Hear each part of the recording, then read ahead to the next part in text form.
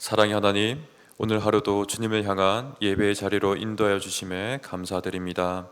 이 시간 몸과 마음을 새롭게 하여 주시고 주님의 은혜에 새롭게 감격하며 살아가게 하여 주옵소서.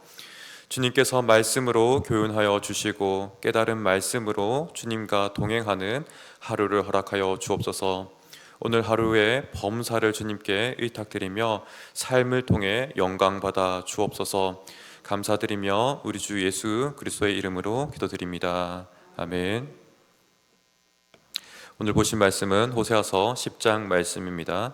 호세아서 10장 1절부터 15절의 말씀, 다소 좀 길지만 함께 교독하면서 말씀 봉독하겠습니다. 이스라엘은 열매 맺는 무성한 포도나무라. 그 열매가 많을수록 제단을 많게 하며 그 땅이 번영할수록 주상을 아름답게 하도다.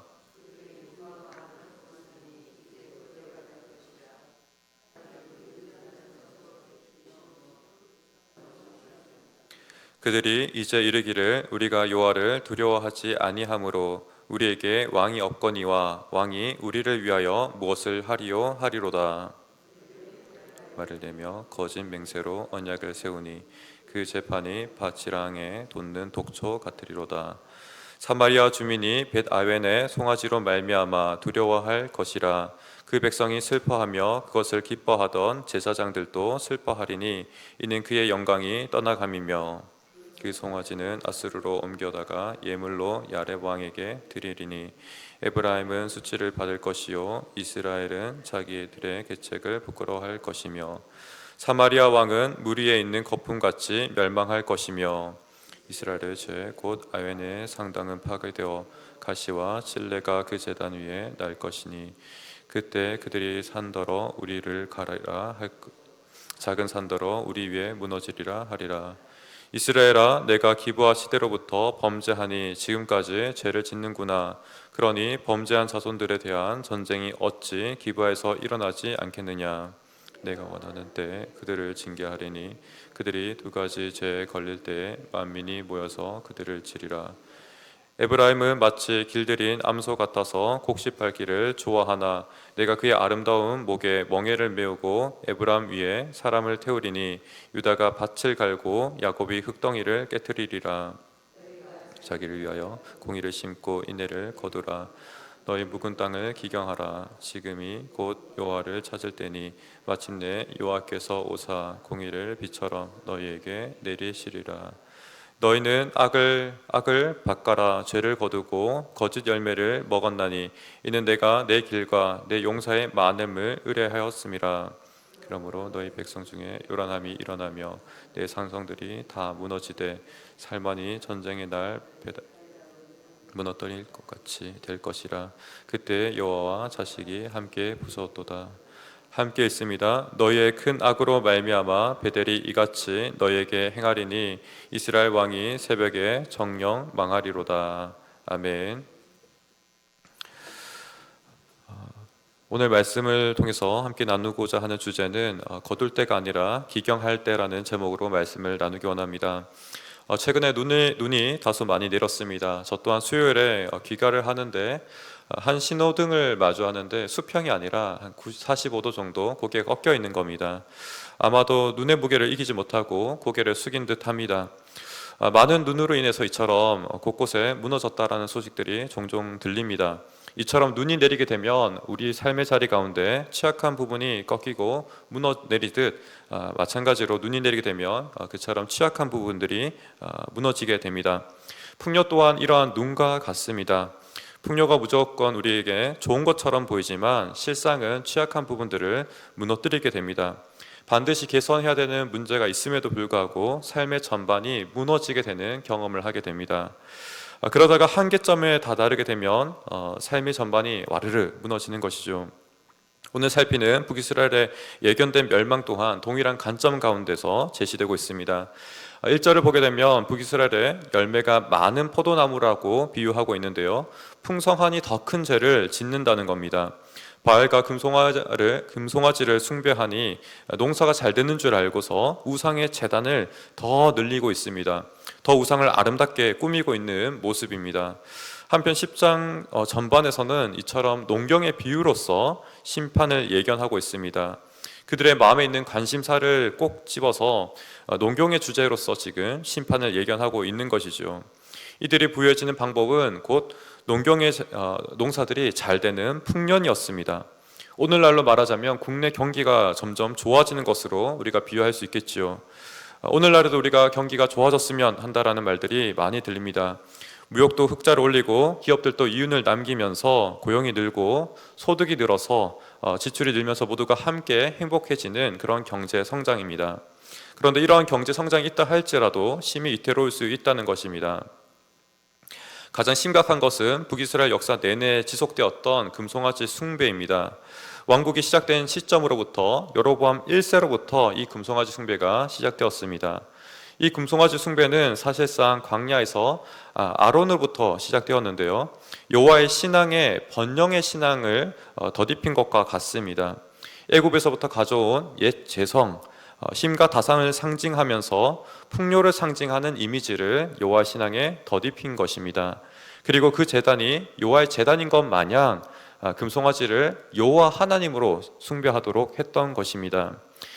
북이스라엘의 여로보암 1세는 제사장도 아닌 제사장을 세움에 있어서 레인이 아닌 임의의 제사장을 세웠습니다. 또한 중요한 절기 또한 날짜를 변경하여서 지키도록 하였습니다. 이러한 근원적인 이유는 무엇이냐면 북이스라엘 사람들로 하여금 그 땅을 떠나서 예루살렘으로 이동하여 예루살렘 성전에서 예배하는 것을 금지하기 위하여였던 것입니다. 다르게 말하면 예루살렘 땅으로 가는 것이 곧 자신의 통치권을 위협받는 것으로 생각했기 때문입니다. 이 모든 것들은 나름의 타당한 이유는 있겠지만 하나님의 통치를 닮은 인애의 통치 그리고 공의의 통치를 펼친다면 백성들로 하여금 북이스라엘을 떠나라 하여도 그들은 떠나지 않았을 것입니다. 이처럼 지나친 인간적인 동기로 말미암아 신앙을 왜곡하였고 이런 왜곡과 균열로 말미암아 그들이 번성하면 할수록 이 균열은 더욱더 커졌습니다. 시대를 거듭할수록 이 금송아지 숭배는 더욱더 견고해졌습니다. 북이스라엘 역사를 살펴보게 되면 단 한 번도 그들은 금송아지 숭배에서 떠나본 적이 없음을 깨닫게 됩니다. 심지어 아합과 바알 신앙을 척결하였던 예후 왕조 또한 이 금송아지 숭배에서 떠나지 못하였습니다. 사실상 하나님께서는 이토록 무감각해진 이스라엘 백성들을 그 마음을 완전히 새롭게 기경하셔야만 하는 상태인 것이죠. 다친 기와 다친 마음을 새롭게 깨뜨리지 않고서는 그 마음을 되돌릴 수 없다는 것입니다. 호세아 시대의 백성의 마음은 예레미야가 묘사한 것처럼 멸망 앞에 납둔 유다의 모습과 동일합니다. 예레미야 4장 3절 말씀입니다. 여호와께서 유다와 예루살렘 사람에게 이와 같이 이르노라. 너희 묵은 땅을 갈고 가시덤불에 파종하지 말라. 북이스라엘의 백성의 마음의 상태가 가시덤불과 같다면 파종하거나 거름을 주어서는 절대 안 되는 것이죠. 그 땅은 완전히 새롭게 갈아엎어야만 합니다. 이전에는 북이스라엘이 마치 길들인 암소처럼 곡식 밟기를 좋아했다라고 이야기합니다. 이는 곡식을 타작하는 모습과 같습니다. 암소의 입장에서는 힘을 크게 들이지 않아도 되는 부분입니다. 발로 밟거나 또 상대적으로 가벼운 탈곡기를 끄는 정도였습니다. 뿐만 아니라 이 타작하는 가운데서 곡식을 먹는 것 또한 허용이 되었습니다. 그런 이러한 좋은 때는 지나가고 이제는 쟁기를 멍에 매듯이 메고서 있는 힘을 다해서 땅을 기경해야 한다는 것입니다. 12절과 같이 지금 하나님을 찾아야 하는 때이고 하나님과 바른 관계, 즉 공의를 심고 또 하나님의 불변하신 사랑인 그 인애를 거두어야 한다라고 이야기하고 있습니다. 가시덤불이 가득한 그 땅은 갈아엎어야 합니다. 그러나 북이스라엘 스스로는 이러한 회복할 방도가 없습니다. 그 결국은 멸망을 우리가 예견할 수밖에 없습니다. 하나님께서 직접 이 땅을 고치셔야만 하는 것이죠. 하나님께서 멸망 직전까지도 돌아오라고 말씀하고 계시지만 그들에게는 들리지 않습니다. 이 무감각함이 얼마나 무서운지요. 이러한 북이스라엘의 임박한 멸망을 보면서 사람의 능력으로 또 스스로의 그 완악함을 고칠 수 없음을 깨닫기도 합니다. 이는 비단 북이스라엘만의 무능함이 아닙니다. 우리 또한 동일합니다. 우리도 죄에 기울여져서 영적으로 무감각하게 되게 되면 영적인 감각이 마비되게 되면 아무것도 느끼지 못하게 됩니다. 이 12절의 말씀을 볼 때마다 느끼는 것은 우리가 행해야 할 그 공의를, 또 그 인애를 주님께서 공의를 심으시고 그 인애를 거두게 하셨다는 겁니다. 우리 힘으로 할 수 없는 것을 예수님께서 친히 하셨다는 것입니다. 무너진 하나님의 관계를 회복하게 하셨습니다. 친밀한 관계를 회복하게 하셨고, 실패한 것처럼 보이셨던 이 헤세드의 사랑을 풍성하게 거두게 하셨습니다. 또한 그 사랑을 누리게 하셨습니다. 주님께서 자신 스스로 모든 대가를 치르시고 우리로 하여금 주님의 공로를 우리 것 되게 하여 주셨습니다. 우리는 이 예수 그리스도의 사랑을 보면서 몸과 마음을 새롭게 합니다. 단순한 의무가 아니라 사랑의 은혜에 감격하여서 이제는 말씀의 자리에, 또 순종의 자리로 나아가게 하십니다. 호세아서에 담긴 주님의 신실한 사랑을 알아서 오늘 삶의 자리 가운데서 하나님과 바른 관계를 심고, 또 하나님으로부터 공급되는 실패하지 않는 그 사랑을 거두는 저와 여러분 되기를 간절히 소망합니다. 매사에 주님께서 베푸신 그 사랑을 기억하며 우리 또한 주님과의 그 사랑을 다른 사람들과의 관계 가운데, 또 우리가 행하는 모든 매사 가운데 행할 수 있기를 간절히 소망합니다.